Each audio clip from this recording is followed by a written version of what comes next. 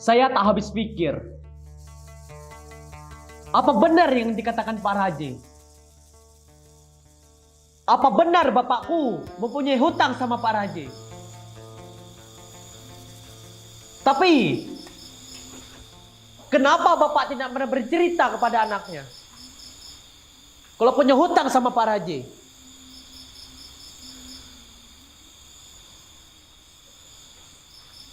Sudahlah. Yang penting saya sudah buat kesepakatan sama Pak Raje untuk melunasi hutang-hutangnya. Sebagai gantinya, setiap malam saya harus menjaga kebunnya dari segerombolan babi liar.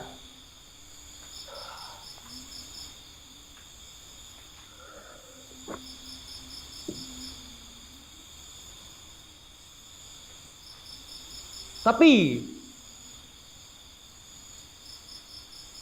sudah 7 malam saya menjaga kebun Pak Raje. Sampai detik ini tidak ada hal-hal yang mencurigakan ataupun binatang liar yang merusaknya. Apa Pak Raje membohongi saya?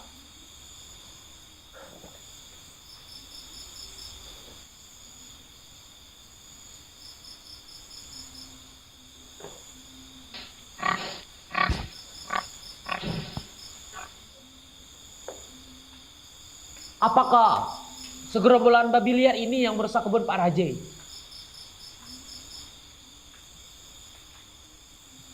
Tidak mungkin. Tidak mungkin babi ini yang merusaknya.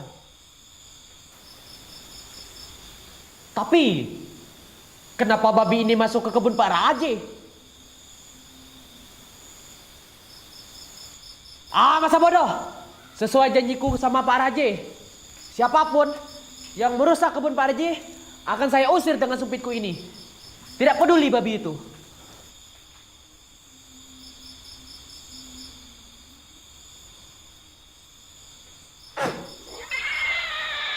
Kejar!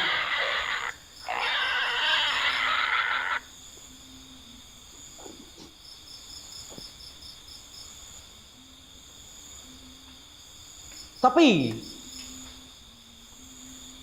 kenapa suara babi itu menghilang dalam kegelapan?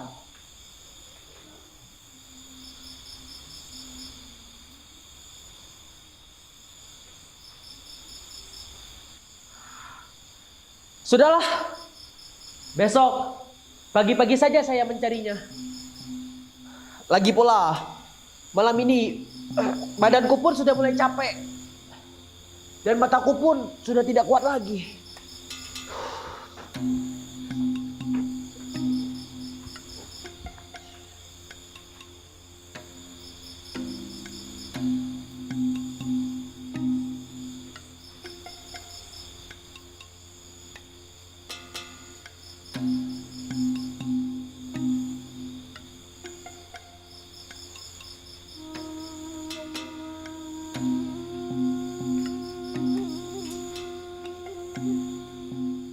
Keesokan harinya pun si penyumpit bergegas mencari hewan buruannya. Secara tidak sengaja ia pun bertemu dengan putri yang cantik dan jelita.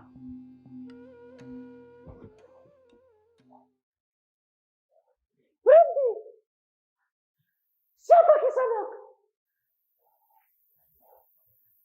Berani sekali Kisanak masuk ke hutan kekuasaan saya ini. Apa tujuan Kisanak? Maaf, Anda siapa? Bagaimana bisa Anda berada di hutan yang lebat begini seorang diri? Sudah, tidak usah bertanya. Sebutkan tujuan Kisanak masuk ke hutan kekuasaan saya ini. Maaf, saya sedang mencari hewan buruan saya. Semalam saat saya sedang menjaga kebun Pak Raje, segerombolan babi liar merusaknya. Dan salah satu dari babi itu terkena sumpitanku ini.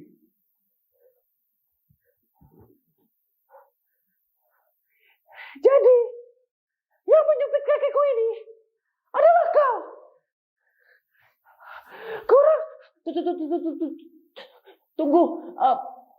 Maafkan saya. Saya tidak sengaja.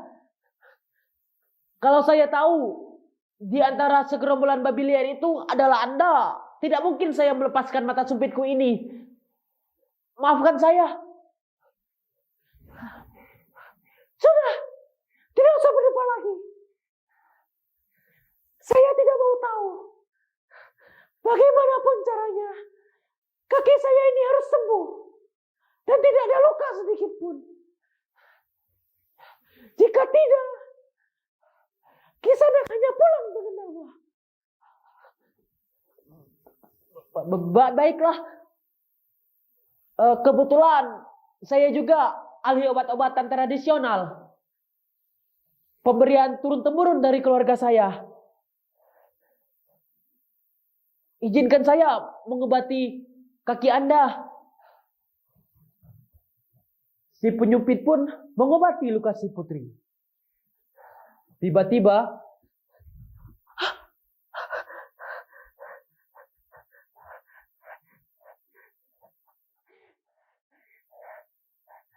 Kisanak, ternyata ada orang yang baik hati. Saya meminta maaf atas perbuatan saya tadi. Sebagai hadiah, terimalah bungkusan ini. Tapi ingat, jangan dibuka sampai Kisanak sampai di rumah.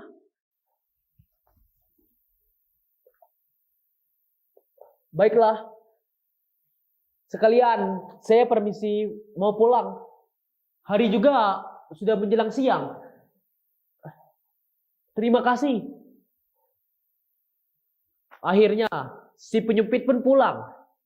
Setibanya di rumah, ia pun terkejut melihat bungkusan yang diberi si putri.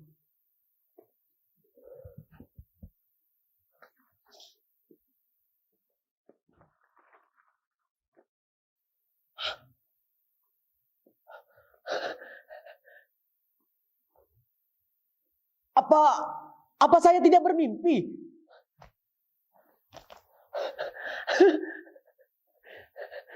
Terima kasih Tuhan. Terima kasih. Sebagian harta ini akan saya bagikan kepada masyarakat di desa ini. Dan sisanya untuk melunasi hutang bapakku. Lebih baik saya menjualnya kepada saudagar yang sangat kaya raya.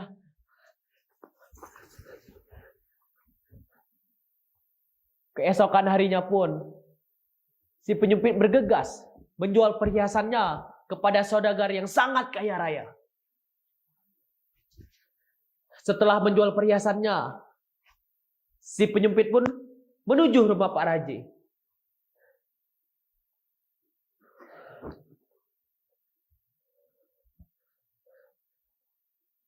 Apa?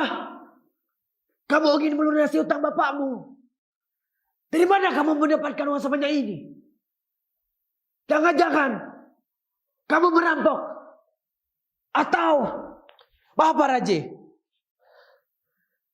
Tidak seperti yang Pak Raji kira.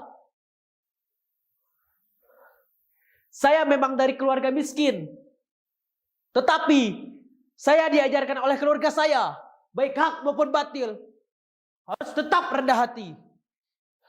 Tidak seperti yang Pak Raji kira. Tidak seperti itu maksudku penyumpit. Aku hanya kaget melihat engkau yang tiba-tiba menjadi sangat kaya raya.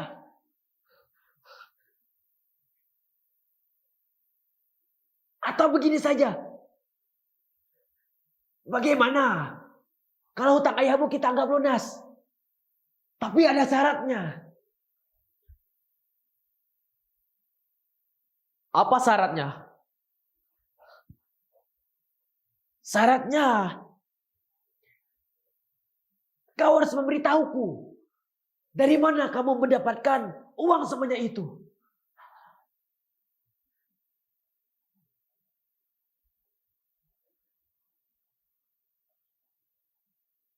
Baiklah, saya setuju. Akhirnya, si penyumpit pun menceritakan dari mana ia mendapatkan kekayaannya itu. Pak Raja yang serakah pun menunggu malam itu tiba. Malam itu pun tiba. Pak Raja pun bergegas menuju kebunnya sambil menunggu babi itu datang. Babi itu pun datang. Pak Raja yang sudah bersiap-siap pun mulai menyumpitkan anak sumpitnya. Dan tiba-tiba Pak Raja pun kewalahan dan diserang oleh babi itu hingga dikejar sampai bangun dan terjatuh lagi. Pak Raja pun pulang dengan keadaan yang luka parah. Akhirnya Pak Raja pun tersadar dengan apa yang ia lakukan. Akhir cerita, Pak Raja pun menikahkan putrinya kepada si penyumpit. Sekian dari saya, terima kasih.